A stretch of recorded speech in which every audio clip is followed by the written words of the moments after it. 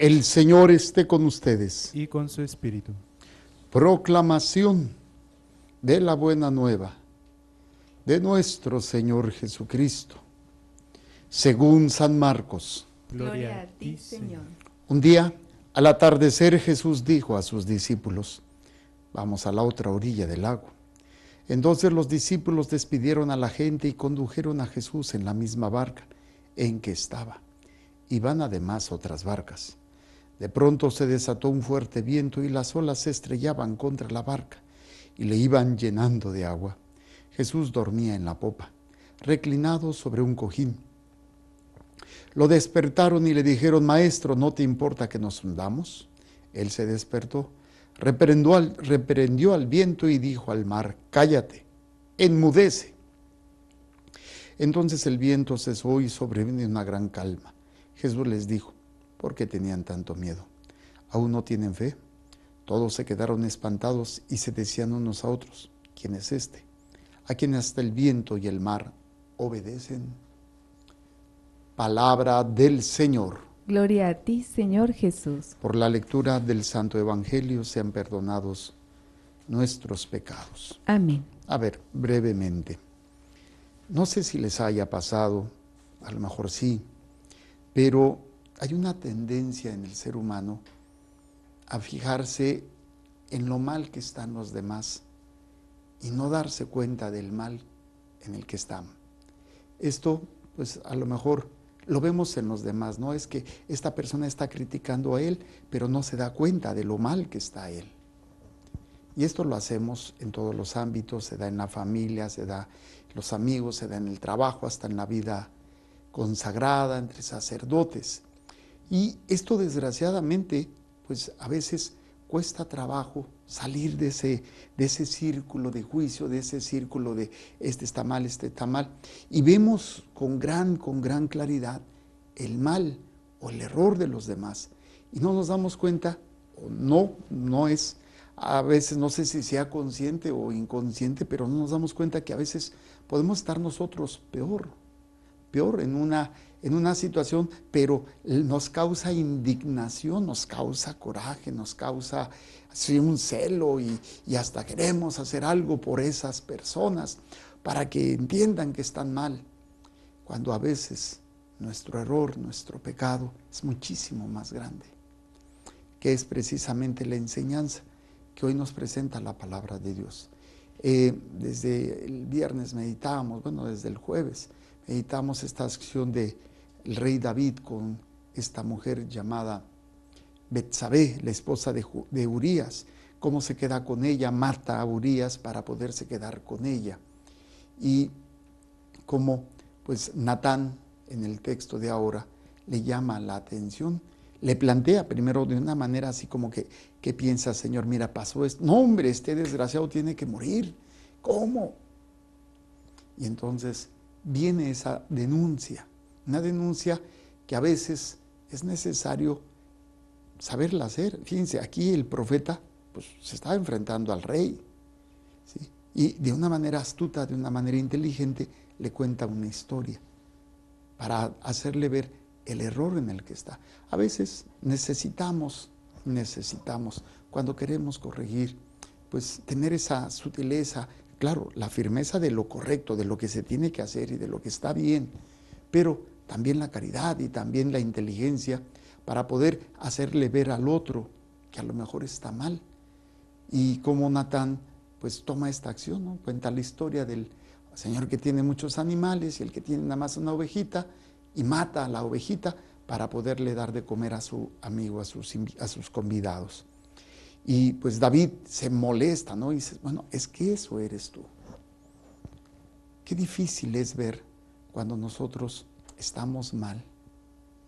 Incluso estamos cometiendo actos peores de los que juzgamos. Personas que a veces les gusta ser demasiado estrictos, pero ellos son demasiado, ¿cómo sería lo contrario estricto?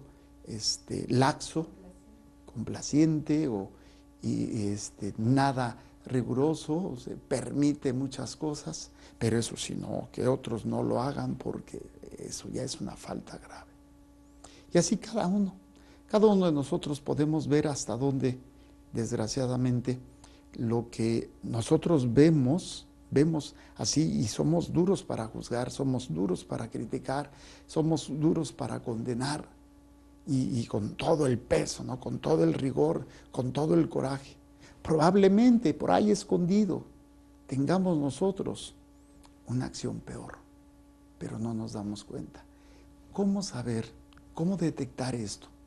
Yo en lo personal puedo decir que hay síntomas, al fin soy médico, ¿no? O signos que te hacen ver. Cuando tu juicio es duro, cuando tu juicio es así con todo el rigor del peso, tenlo por seguro que tú estás cometiendo algo peor. Pero cuando te das cuenta del error, cuando te das cuenta y no cae todo ese peso, sino hay comprensión, hay misericordia, hay incluso deseo de ayudar pues probablemente no tengas tanto peso. Pero cuando hay esta situación de esa rigurosidad, de esa dureza, probablemente es que tú no eres capaz de ver lo tuyo. Y viene ese mecanismo, ¿no? Viene esa situación con todo el peso, con toda la fuerza y con toda la hazaña, ¿no? de enjuiciar, de condenar, de señalar. Entonces, creo que es una señal muy interesante que hoy la palabra de Dios nos presenta para que meditemos. ¿Qué tan duro eres? ¿Qué tan estricto? Personas que pueden llegar hasta una condena pública, ¿no? Una condena pública. Es que esto hizo, que es precisamente lo interesante. ¿Se acuerdan el pasaje de la mujer encontrada en adulterio? Pues el que esté limpio de pecado, que arroje la primera piedra. Y ahí es cuando uno empieza a hacer su examen y dice, no.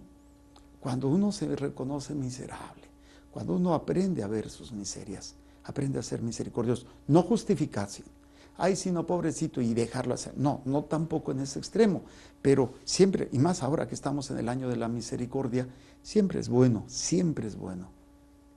presentarse desde la misericordia, ¿no? Y ver, ok, está cometiendo una falta, pero pues, no conozco su historia, no conozco su corazón, simplemente pues orar. Pero pues me ha tocado ver acciones, ¿no? Donde personas ven, y yo lo digo también por mí, no crean, pero ven o vemos el error en una persona y podemos ser duros. Y a la hora de la hora, cuando viene alguien que normalmente es Dios a través de una persona, a través de su misma palabra o una situación que te abre los ojos, es cuando dices, ay, oye, ¿cómo pude ser tan ciego y cómo pude ser tan duro con esa persona, que si lo comparo con mi pecado, que si lo comparo con mi falta, tendría que meter la cabeza como las avestruces, ¿no? En la tierra, de pura vergüenza, de pura vergüenza. Me recuerda ahorita otro pasaje muy interesante que explicaría más claramente esto. El rey, Jesús usa una parábola del rey que pide cuentas a un siervo y le debe mucho, ¿no? Pues véndanlo a él, a su esposa, a sus hijos para que pague. No, perdóname. Está bien, bueno, vete. Y él, saliendo, se encuentra uno que no le debe ni la milésima parte de lo que debía él, lo estrangula casi y lo mete en la cárcel. Así somos. Por eso David es un gesto increíble, ¿no? En donde él se da cuenta, él tiene, gracias a la manera en que el profeta le llama la atención, gracias a la caridad del profeta, pero también a la inteligencia del profeta, pues entiende David, híjole, soy yo. ¿Cómo pude haber dado una sentencia tan dura, tan fuerte, cuando por algo y yo no soy capaz de ver mi propia porquería, no soy capaz? Por eso siempre he dicho, tengan cuidado, el pecado te hace sordo, te hace ciego y te hace tonto. ¿Sí? No te permite entender, no te permite ver, no te permite escuchar tu mal, pero eso sí, te pone con reflectores así hacia los demás. Por eso siempre hay que ser misericordiosos. Aunque tú veas y te conste y sepas que, hey, ten cuidado, porque dejamos caer el peso de la ley. Y recuerda, con la misma vara que midas, serás medido. Entonces, siempre, siempre en esto. Este sería el primer momento que se me hace intenso, se me hace hermosísimo. Ahorita no preparo yo las homilías, ¿no? Simplemente lo que el Señor va poniendo en ese momento. Y esta realidad a mí me abre un nuevo examen de conciencia, a mí en lo personal. Un nuevo examen de conciencia, cuando me vuelvo juez y verdugo. Y a veces así, no, es que, espérate, vete a ti mismo. Probablemente estás ocultando algo. A lo mejor no conscientemente, pero ya estás acostumbrado a no verlo, a no quererlo reconocer, por tu misma miseria, por tu misma situación. Ok, ese es el primer momento. El segundo momento es la humildad de David, que reconoce y que Dios ve el corazón de David, que el mismo Natán le dice, ok, Dios te perdona. O sea, no dijo gran cosa, no hizo gran cosa, simplemente dijo algo como, dice, ¿verdad Dios que el hombre, ese hombre eres tú? Dice, yo haré. David le dijo a Natán, he pecado contra el Señor. He pecado, présteme la Biblia por favor. He pecado contra el Señor. Y Natán respondió, el Señor perdona tu pecado, no morirás. Aquí, bueno, pues vemos esa actitud de David que puede alcanzarle esa misericordia de parte de Dios. Nada más déjeme checar una cosa del libro de Samuel, libro segundo de Samuel, capítulo 12, porque me llama mucho la atención un aspecto. Antes de decírselos, déjenme checar para no mentirles, ¿sí? Dice, porque me has menospreciado. David dijo, Natán, he pecado contra Yahvé, respondió Natán a David, también Yahvé ha perdonado tu pecado, no morirás. ¿Sí? Bueno, si es del 1 al 7, y se saltan el 8. No, pensé que era donde salía aquí este salmo, ¿no? El salmo famoso, el miserere. Creo que es cuando David comete otra falta, que es cuando se pone a contar su ejército. El caso es que viene ese arrepentimiento sincero, profundo, que no tuvo que hacer gran cosa, simplemente decirlo, ¿no? Y pues Dios ve el corazón del hombre y le permite ver al profeta Natán que estaba arrepentido. Bueno, pues ok, se te perdona, pero vas a vivir las consecuencias. La consecuencia es la muerte de tu hijo. Un elemento que nos ayuda a crecer. Entonces, primero, si eres muy duro, si eres muy, probablemente tengas peores pecados.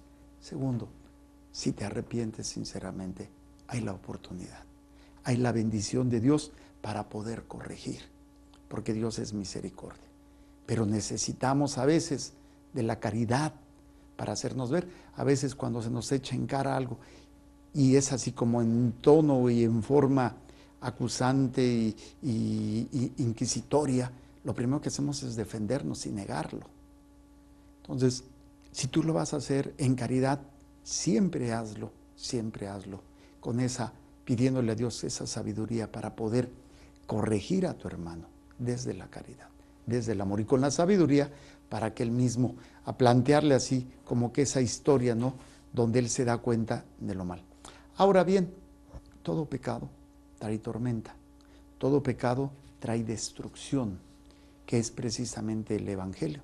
Lo vemos, si me permiten, recuerdo ahorita el signo o el símbolo en el agua, del agua al inicio de la creación, cómo estaba el agua, que era, ¿sí? Dice que el agua era un caos, ¿sí? Y luego viene el cosmos, que que es el orden. Sí, pero bueno, ahorita no lo encuentro. Que es ese momento que se va a dar y empieza el orden en la creación. ¿Sí? Dice Dios, en la noche primera, un firmamento, el firmamento apartó las aguas, debajo por las aguas de arriba del firmamento. Acúmules las aguas por medio y un solo conjunto y dejes de verlo seco. Bueno, no tengo chance ahorita de buscar. Aquí, ahí estaba en el primero, ¿no? Dice, en el principio creó Dios el cielo y la tierra. La tierra era caos y confusión y oscuridad, ¿sí? Y aleteaba el Espíritu de Dios sobre las aguas. El caos, el pecado, que es lo que trae el pecado, ¿no?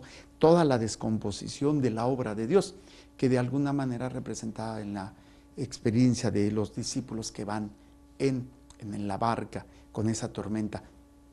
Jesús va dormido. Señor, Señor, ¿qué nos hundimos? Hey, cálmate. ¿Por qué tenían miedo? ¿Cuántos de nosotros estamos en la barca de nuestra vida y nos enfrentamos a la tempestad de nuestras miserias, de nuestros pecados? Sentimos que nos hundimos. La misericordia de Dios está ahí para decirte, ¿por qué tenías miedo? Solamente es cuestión que reconozcas tu pecado, que reconozcas a la realidad que te estás enfrentando.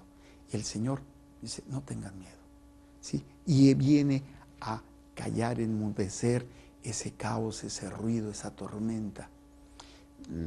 Bendito sea Dios, la experiencia que Dios nos da a los sacerdotes de ver esa tormenta con la que llegan muchas almas precisamente atormentadas, de ahí viene la tormenta, atormentada, del dolor, del sufrimiento, del sentimiento de culpa, del asco, del vacío, de lo bajo que han caído, y que de repente el sacerdote, en nombre de Dios, con el poder que se le ha dado, detenga esas aguas, cállate, enmudece, o sea, al pecado, a toda esa realidad que viene cargando el ser humano y que lo destruye.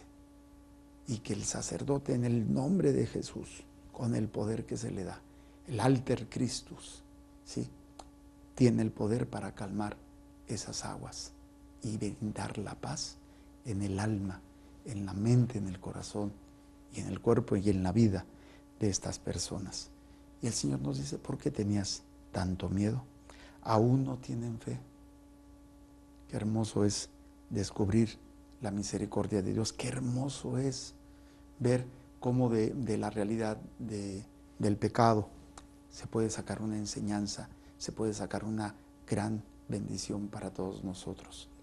Primero es la capacidad que tenemos para poder meditar en nuestras miserias, no ser juez ni verdugo de nadie, y si nos sale el énfasis de la justicia, del coraje, porque no se está haciendo por lo que se hizo, hey, mucho cuidado.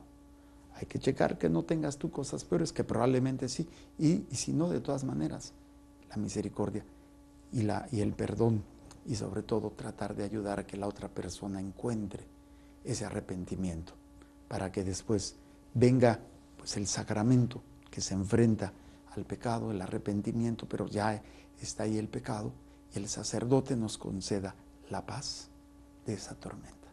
Qué hermoso es tener la paz que viene del perdón, del saberte perdonado, del saberte amado, del saberte recogido de la basura, donde ni tú mismo eras capaz de creer en ti.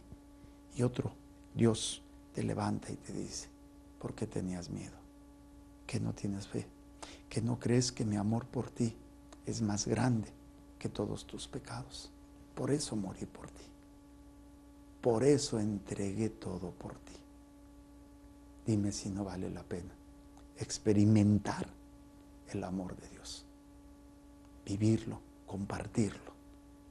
Pidámosle a Dios que nos conceda en su infinito amor ser esos hombres y mujeres, sí, que pecamos, pero que no nos volvemos jueces de nadie, y que Dios nos conceda tener a nuestro lado un Natán, un hombre, una mujer, una persona que tenga ese toque para abrirnos los ojos, y que nosotros seamos humildes para saberlo reconocer y no tener miedo a la tormenta.